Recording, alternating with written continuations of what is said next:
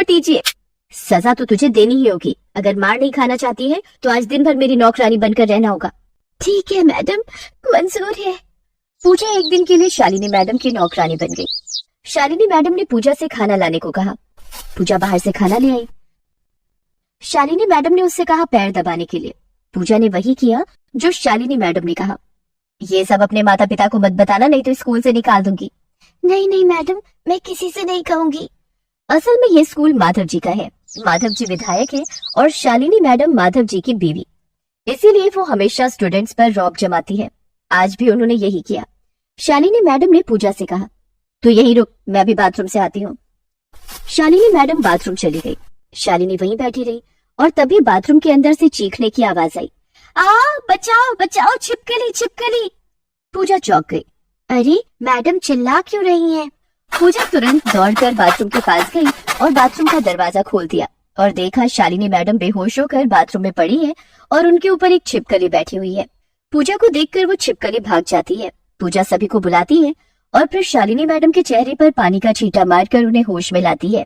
क्या हुआ मैडम, आप बेहोश क्यों हो गई थी? आप छिपकली से डरती हो क्या? शालिनी मैडम दुविधा में पड़ गई। उन्होंने कहा, नहीं नहीं, मैं किसी से नहीं डरती। अब मुझे तो बस थोड़ा चक्कर आ गया था।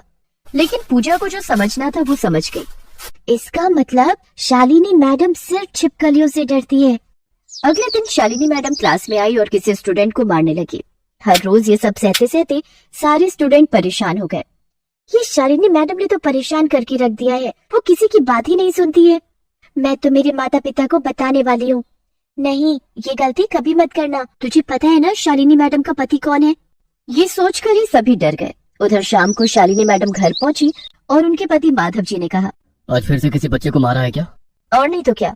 ऐसे रोज रोज बच्चों को क्यों मारती हो शालिनी? मुझे मजा आता है। बच्चे कुछ कह नहीं पाते ना, बस जितनी मर्जी उतना मारो उन्हें। किसी दिन तुम्हारी ये आदत तुम पर भारी पड़ेगी, देख लेना। अरे कुछ नहीं होगा, मैं तो विधायक की बीवी हूँ। क्लास में दिन ब दिन शालिनी मैडम का अत्याचार बढ़ता ही गया। शालिनी मैडम का कुछ करना पड़ेगा, लेकिन हम करें तो करें क्या?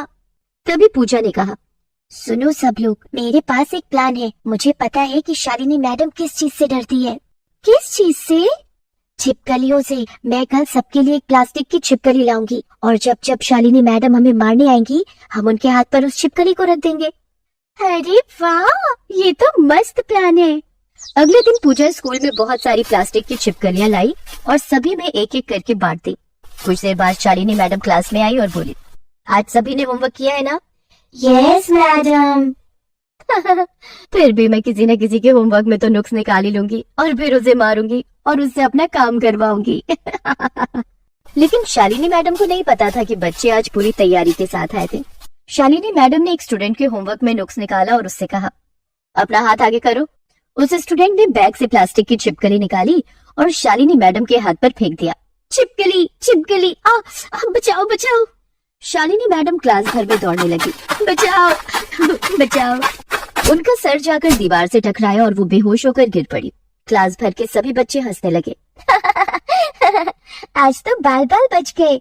कुछ देर बाद पूजा ने शालिनी मैडम के चेहरे पर पानी का छींटा मारकर जगाया। मैं कौन हूँ? मैं कहाँ हूँ? आप क्लासरूम में ही है मैडम। शालिनी मैडम चली गई। क्लास के सभी बच्चे बहुत खुश हो गए। आज से रोज यही करेंगे। इसके बाद हर रोज शालिनी मैडम पर कोई न कोई प्लास्टिक की छिपकली फेंकने लगा और शालिनी मैडम डर के मारे शांत हो गई। इतनी छिपकलियां आ कहां से रही हैं? मुझे इन छिपकलियों को मारना होगा। शालिनी मैडम ने पेस्ट कंट्रोल के लोगों को बुलाया और पूरे स्कूल में दवाई फैला दी।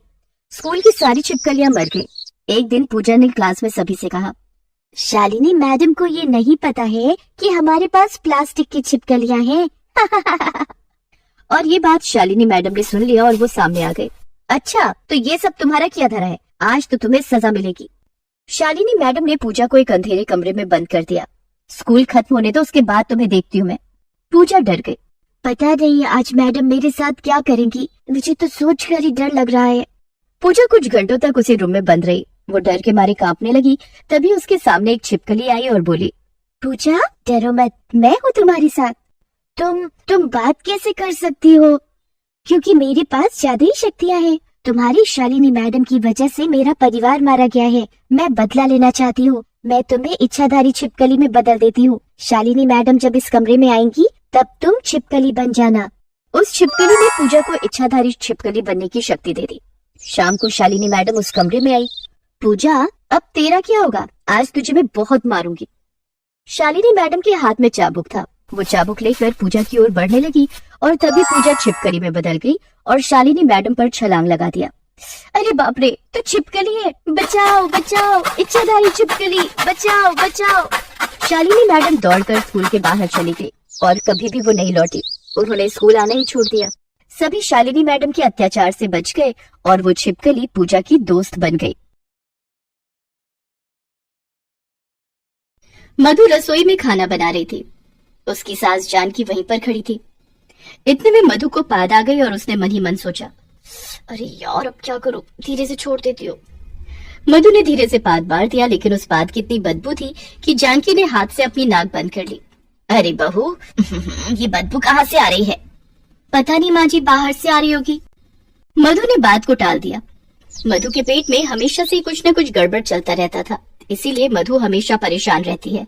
शादी से पहले सब कुछ सही था, लेकिन मधु के ससुराल में बहुत ज्यादा मसालेदार खाना खाया जाता है, इसीलिए शादी के बाद से ही मधु के पेट में गड़बड़ शुरू हुई है। शादी के बाद मधु जब पहली बार रसोई में घुसी तब उसकी सास ने कहा, ये क्या बहू, इतना सा मिर्च पाउडर क्यों दे रही हो? और डालो। और लेकिन ज्यादा तीखा खाने से पेट खराब हो जाता है। अरे हम लोगों को कुछ नहीं होता है, तो मिर्च पाउडर डालो। मधु ने बहुत ज्यादा मिर्च पाउडर डाल दिया, लेकिन खाते समय उसके ससुर ने कहा, अरे ये खाने में टेस्ट नहीं आ रहा है, तीखापन थोड़ा कम है। मधु के पति रमेश ने कहा, मधु और ज्यादा मिर्च डाला करो, हम तीखा खाते हैं। लेकिन मधु को तीखा खाने की आदत नहीं थी, इसीलिए कुछ ही दिनों में वो बीमार पड़ गई। उसके पेट में गैस होने लगा। उसने रमेश से कहा, सुनो जी, मुझे इतना तीखा खाने की आदत नहीं है, मेरे पेट में गैस हो रही है, चलो ना डॉक्टर के पास चलते हैं। अरे ऐसी छोटी छोटी बातों पर डॉक्टर के पास कौन जाता है? हाँ, कुछ दिन तीखा खाओ, आदत पड़ जाएगा। रमेश ने मधु की बात को टाल दिया। मधु ने किसी से और कुछ नहीं कहा और आज रसोई में उसकी बात निकल गई और जानकी बदबू सह नहीं पाई। जानकी वहाँ से भाग गई। रात को खाना खाने के बाद मधु रमेश के पास सो गई और नींद में 2-3 बार मार गई। रमेश नींद से उठ गया। अरे मधु, बदबू से मेरा सर चकराने लगा है, ये सब क्या कर रही हो तुम? मैंने तो पहले ही कहा था कि मुझे डॉक्टर के पास ले चलो, पर तुमने नहीं सुना। डॉक्टर के पास जाकर फालतू पैसे खर्च करने की कोई जरूरत नहीं है। कल से और ज्यादा तीखा खाना खाओ, सब कुछ ठीक हो जाएगा। मधु तीखा खाने लगी और इतने में गर्मी बहुत ज्यादा बढ़ गई और रमेश उसी दिन 2 किलो चिकन ले आया। आज बड़ा बिरयानी खाने का मन कर रहा है। मधु, अच्छे से बिरयानी बनाना। हाँ, और तीखी मिर्च डालना मत भूलना। इतनी तीखी मिर्च डालना कि बिरयानी लाल रंग की बने, तभी तो बिरयानी खाने में मजा आएगा। मधु चुपचाप वैसी ही बिरयानी बनाने लग गई। उसने बहुत ज्यादा तीखी मिर्च डाल दी और बिरयानी खाकर सभी ने कहा, वाह मधु, आज जाके तुमने कुछ अच्छा बनाया है, बहुत तीखा है। तीनों ने मजे से बिरयानी खाई, लेकिन बिरयानी खाते समय मधु की हालत खराब हो गई। अरे यार, इतनी तीखी बिरयानी कौन खाता है? क्या करूं, खाना तो पड़ेगा ही। मधु ने कैसे भी करके बिरयानी खा लिया। उसका चेहरा लाल हो गया और उसी दिन उसका पेट भी खराब हो गया। रात को वो रसोई में खाना बना रही थी, तभी उसे जोर से पॉटी आई। अरे बाप रे, पेट में बहुत दर्द हो रहा है, मुझे अभी वॉशरूम जाना होगा। मधु बाथरूम जाने ही वाली थी कि तभी बाहर से जानकी ने चिल्लाकर कहा, बहू जल्दी खाना बनाओ, हम सबको भूख लगी है। ठीक है माँ जी। मधु बाथरूम नहीं जा पाई, लेकिन उसके पेट में दर्द बढ़ने लगा। क्या करूं? हाँ, यहीं पर कर देती हूँ, बाद में फेंक दूंगी। एक बर्तन के अंदर मधु ने पॉटी कर दी और उसे ढककर रख दिया। उसके बाद खाना बनाकर सबको खिला दिया और फिर वो सो गई। रसोई से अपनी पॉटी को फेंकना भूल गई।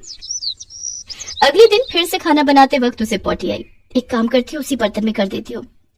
मधु ने उसी बर्तन में फिर से कर दिया और ढककर खाना बनाने लगी। तभी रमेश ने आकर कहा, मधु, आज मेरे दोस्त लोग आने वाले हैं, आज शाम को तुम्हें करीब 20 लोगों का खाना बनाना होगा। ठीक है, मैं बना दूंगी, लेकिन मेरा पेट खराब है, मुझे डॉक्टर के पास जाना होगा। फिर से वही बात, ये सब पेट वेट कल ही ठीक हो जाएगा, तुम खाना बनाने पे ध्यान दो। रमेश ने बात को फिर से टाल दिया। ये लोग मुझे डॉक्टर के पास नहीं ले जाएंगे। हे भगवान, मुझे बचा लो, ऐसे ही चलता रहा तो मैं कुछ दिन में मर जाऊंगी, मुझे बचा लो भगवान। मधु ने पूरा दिन रसोई में बिता दिया। उसे बाथरूम जाने का भी मौका नहीं मिला, इसीलिए वो उसी बर्तन में बार बार पॉटी करती रही। शाम हो गई। रमेश के दोस्त लोग आ गए और खाने का इंतजार करते रहे। यहाँ बेचारी मधु अकेले क्या करेगी?